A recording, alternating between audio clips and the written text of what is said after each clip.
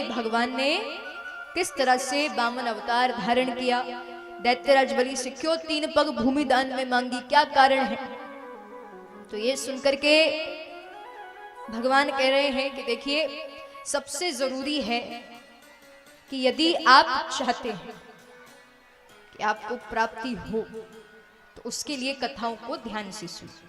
मैंने पहले भी कहा कि यदि आपको कथा ध्यान से सुनना है तो श्रोता बनकर सुनिए, तभी उसका फल मिलेगा। बार बार निवेदन करूंगी कि शांति बनाकर रखें, तभी आप कथा ध्यान से सुन पाएंगे, श्रोता बनकर सुन पाएंगे, क्योंकि बहुत देर से हलचल हो रही है। यदि आप इस ही तरह से बार बार उठेंगे बैठेंगे तो कथा में अशांति होगी, हम कथाओं के प्रसंग को छूकर निकल जाएंगे। सभी से निवेदन है शांति बनाकर रखें, ताकि आप भी कथा अच्छे से सुन पाए, श्रवण कर पाए, एकांत में बैठकर शांति से। तो महाराज अब सुखदेव जी परीक्षित जी से कह रहे हैं कि देखिए, भगवान ने वामन अवतार जो धारण किया उसके पीछे भी एक कथा आती है। कहते हैं कि पहले आप दैत्यराज बलि के बारे में जानिए कि दैत्यराज बलि कैसे थे, पूर्व जन्म में क्या था, किस कारण से भगवान ने उनसे 3 पग भूमि दान में मांगी। कहते हैं बताइए। तो सुखदेव जी कहते हैं कि जो दैत्यराज बलि थे ये पूर्व जन्म में बहुत बड़े जुआरी कपटी थे। मतलब इतने बड़े जुआरी कपटी थे कि जीवन में कोई अच्छा काम नहीं किया, केवल बुरे काम किए।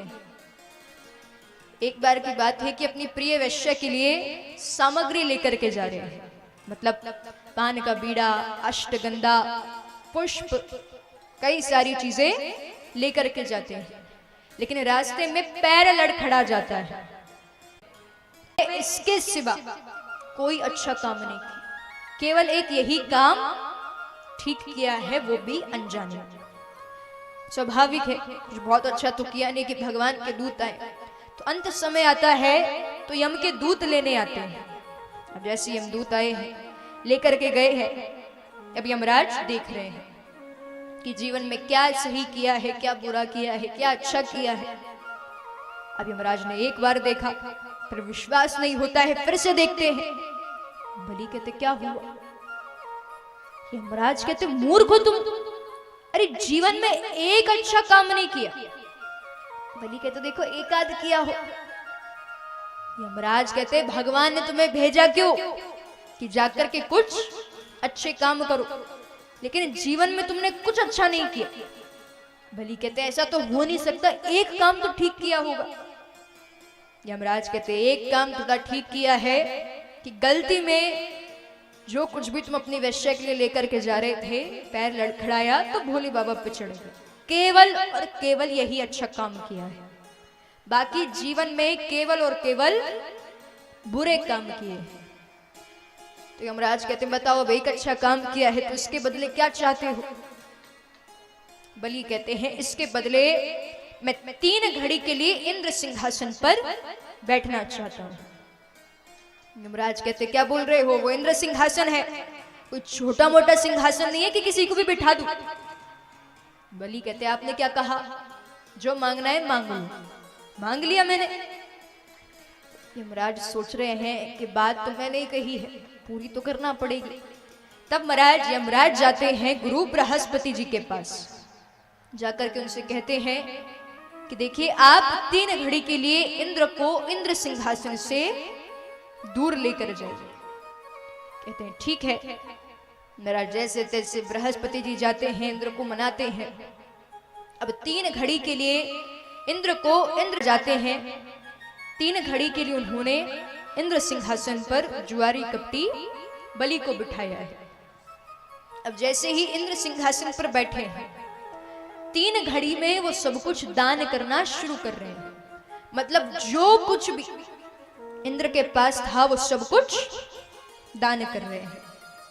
ऋषि मुनि आ रहे हैं, किसी को ऐरावत हाथी दे दिया, किसी को उच्च शवा घोड़ा दे दिया, किसी को कल्प वृक्ष दे दिया, कामधेनु गाय दान में दे दी, कौस्तुकी मणि दान में दे दी, चिंता मणि दान में दे दी। मतलब धीरे धीरे करके सब कुछ दान दे दी। महाराज 3 घड़ी में दान दिया है, मतलब सबसे बड़ा पुण्य किया है। क्योंकि देखिए कहा जाता है कि दान से बड़ा कोई पुण्य नहीं होता।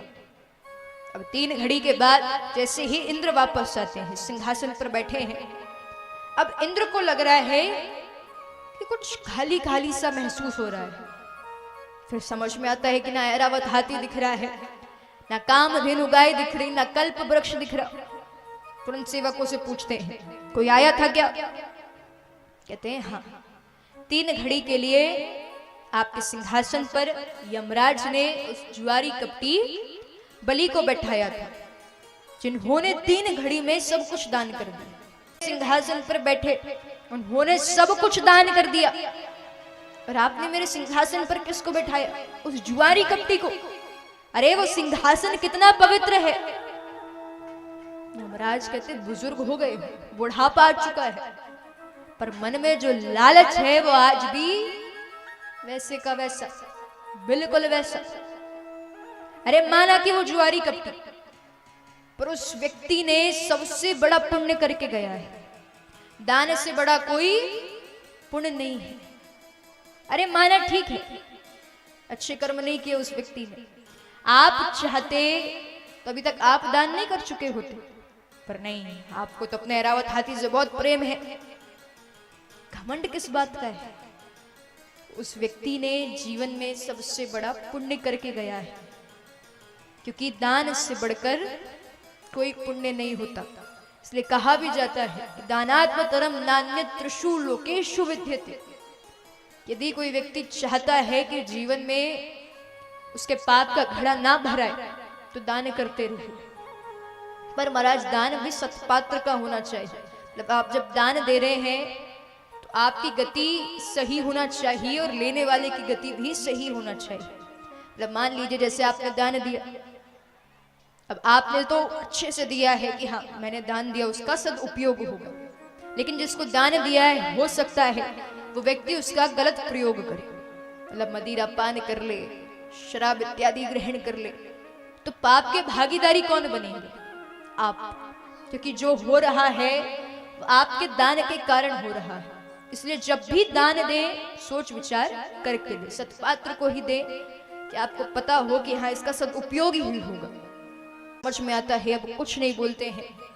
परीक्षित जी कहते तो फिर भगवान ने ऐसा ही था तो दैत्यराज बलि से 3 पग भूमि दान में क्यों मांगी? कहते हैं कि देखिए एक समय की बात थी कि इंद्र को श्राप मिला था। कहते हैं कैसा श्राप? तो सुखदेव जी कह रहे हैं कि एक बार की बात है कि इंद्र ऐरावत हाथी पर सवार थे, अब चले जा रहे हैं, तो उतने में ही दुर्वासा ऋषि का आना होता है। दुर्वासा ऋषि वैकुंठ धाम से आ रहे थे, भगवान से भेंट करके प्रसाद की माला हाथ में थी, तो जैसे ही वो इंद्र करके माला इंद्र को पहनाई। अब इंद्र को तो घमंड है कि मैं तो सर्वश्रेष्ठ, राज तुरंत माला निकाली, ऐरावत हाथी के ऊपर डाल दी। अब ऐरावत हाथी को भी घमंड कि मैं इंद्र का हाथी हूं, मैं माला क्यों पहनूं? उस माला को निकाला और अपने पैरों तले कुचल दी। अब इस सारा का सारा दृश्य देखा है दुर्वासा ऋषि। अब देखिए दुर्वासा ऋषि बहुत क्रोधी ब्राह्मण, क्रोध बहुत जल्दी आता है। दुर्वासा ऋषि कहते हैं कितना अभिमान है ना तुम्हें इन तीनों लोकों का, तो श्राप देता हूं कि तीनों लोक सहित तो तुम श्रीहीन होगे। अब श्राप दे दिया है, होगा आज नहीं तो कल, पर श्राप का असर तो होना था। तब महाराज जो दैत्यराज बलि इंद्र से हारे हैं, मृत्यु हो जाती है, गुरु फिर से संजीवनी विद्या के द्वारा जीवित कर देते हैं। इसके बाद वो दैत्यराज बलि से एक यज्ञ करवाते हैं, जीत यज्ञ। मतलब यदि वो यज्ञ सफल हो गया तो दैत्यराज बलि हार नहीं सकते। अब जीत यज्ञ करवाया गया है, उसमें से कई सारी चीजें निकल रही हैं। ऐरावत हाथी जैसे हाथी निकलते हैं, ध्वजा चिन्ह वाले घोड़े निकलते हैं, कई सारी चीजें निकली हैं। इसके बाद महाराज प्रहलाद जी आते हैं, आकर के एक ऐसी माला देते हैं जिसके पुष्प कभी मुरझा नहीं सकते। इसके बाद उसमें से शंख चक्र कई सारी चीजें निकली हैं, सामग्रियां निकली हैं। फिर उनके जो गुरुजी हैं वो भी प्रसन्न होकर के आशीर्वाद रूप में उन्हें सामग्रियां देते हैं, शंख देते हैं। फिर जो ब्राह्मण देवता है वो युद्ध की सामग्रियां इकट्ठी करवाते हैं। जैसे यज्ञ पूरा होता है, दैत्यराज बलि से कहते हैं कि जाओ, जाकर के इंद्रपुरी पर आक्रमण कर दो। तब महाराज जैसे ही ये सुना तो दैत्यराज बलि पूरी सेना के साथ चले गए हैं इंद्रपुरी पर आक्रमण करने।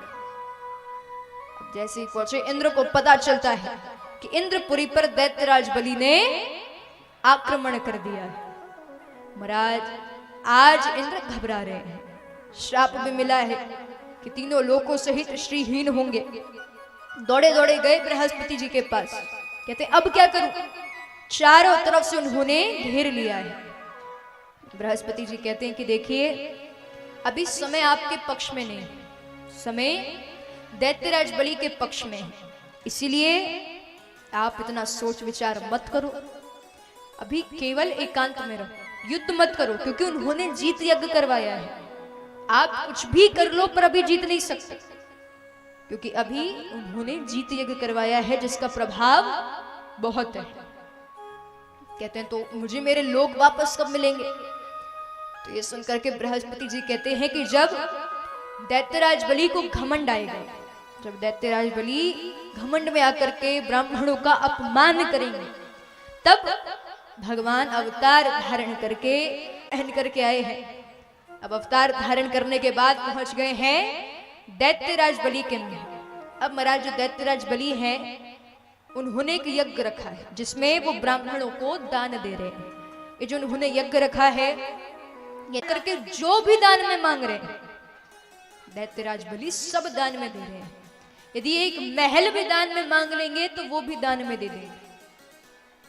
तो अब नजर पड़ती है कि सामने से एक ब्राह्मण चले आ रहे हैं जो बहुत छोटे से दिख रहे हैं, मतलब दूर से लग रहा है कि कोई तो आ रहा है पर स्पष्ट नहीं दिख रहा कि कौन है, इतने छोटे दिख रहे हैं।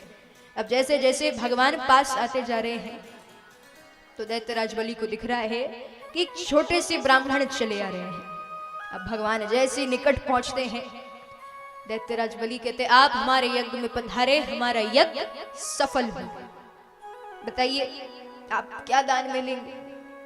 भगवान कहते जो मांगूंगा देना पड़ेगा।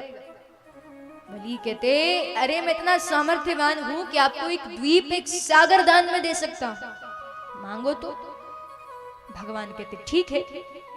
अब महाराज भगवान कहते हैं कि आप मुझे 3 पग भूमि दान में दो। जैसे ये सुना तो दैत्यराज बलि बहुत जोर से हंसते हैं, ये क्या बोल रहे हो?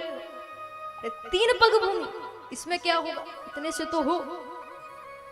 बलि कहते हैं कि मुझे लगा कि आपकी बुद्धि ज्यादा होगी, पर आपकी बुद्धि आपके स्वरूप के जैसी छोटी।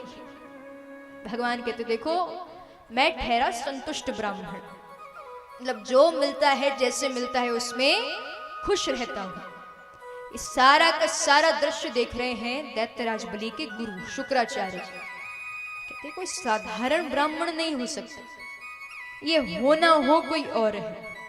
महाराज गुरु जी ने तुरंत नेत्र बंद किए। जैसे ही नेत्र बंद करते हैं भगवान का विराट स्वरूप दिखा है, तुरंत नेत्र खोलते, कहते रुको बलि दान मत दे। कहते क्यों? गुरुजी कहते ये विष्णु जी है, अरे वामन अवतार में आए हैं, 3 पग भूमि में तुमसे सब कुछ छीन लेंगे। बलि कहते आज ना ही मैं इनसे युद्ध करूंगा, ना ही मैं इनका वध करूंगा, ना इनको मारूंगा, आज जो मांगना है वो मांगूंगा। अरे मैं तो इसमें खुश हूं कि जिसके दर पर जाकर सब मांगते हैं, आज वो स्वयं चलकर मेरे दर पर आए हैं, मुझसे कुछ मांग रहे हैं। भगवान कहते बलि अभी भी सोच लो, अब तो सच सामने आ गया है। बलि कहते आप मांगो, जो आपको चाहिए वो दे दो। भगवान कहते ठीक है, अब आपने वचन दिया है तो मैं 3 पग भूमि दान में लूंगा। दैत्यराज बलि कहते दी आपको 3 पग भूमि दान। महाराज जैसे ये सुना तो भगवान अपना स्वरूप बढ़ाना शुरू कर देते हैं। अब इतना बड़ा लिया है कि आकाश तक पहुंच गए। इसके बाद भगवान अपना पहला पग रखते हैं, जिसमें उन्होंने अतल बितल सुतल तलातल नाप दिए। दूसरा पग रखते हैं, इसमें स्वर्ग तक को नाप दिया है, पूरी पृथ्वी नाप दी। इसे कहते तीसरा पग कहां रखूं? बात हुई थी 3 पग की। यदि मैंने ये तीसरा पग नहीं रखा तो तुम्हें सीधे नरक मिलेगा, क्योंकि तुम वचन पूरा नहीं कर पा रहे हो। बलि कहते हैं कि अभी आपने इस धनवान के धन को नापा है, धनवान वहीं का वहीं खड़ा है, 30 शीश पर रखते हैं। तो इस तरह से 3 पग में पूरे ब्रह्मांड को नाप दिया है। तो बोलिए वामन भगवान की। तो 3 पग में सब नाप दिया है। भगवान कहते हैं देखो बलि, जब किसी के ऊपर कृपा करता हूं तो उस व्यक्ति की जिस चीज में अशक्ति होती है वो चीज छीन लेता हूं। क्योंकि कई लोगों की अशक्ति होती है धन से, किसी के परिवार से, किसी की किसी चीज से। तो कहते हैं जब किसी के ऊपर मैं कृपा करने वाला होता हूं तब सबसे पहले उस व्यक्ति की जिस चीज में अशक्ति होती है उसको छीनता हूं, फिर धीरे धीरे करके उसके ऊपर कृपा करना प्रारंभ करता हूं। और देखिए महाराज, यदि भगवान ने आपके ऊपर एक बार कृपा कर दी तो किसी के सामने हाथ फैलाने की जरूरत नहीं पड़ेगी, क्योंकि सबसे जरूरी है कि एक बार आप भगवान की दृष्टि में आए। यदि भगवान ने आपको देख लिया तो किसी और की दृष्टि डालने की आवश्यकता नहीं पड़ेगी। तो सबसे जरूरी है कि सच्चे मन से भगवान के नाम का स्मरण करें, सुमिरन करें। क्योंकि महाराज वैसे भी कहा जाता है कि भोले के तो भगवान स्वयं होते हैं।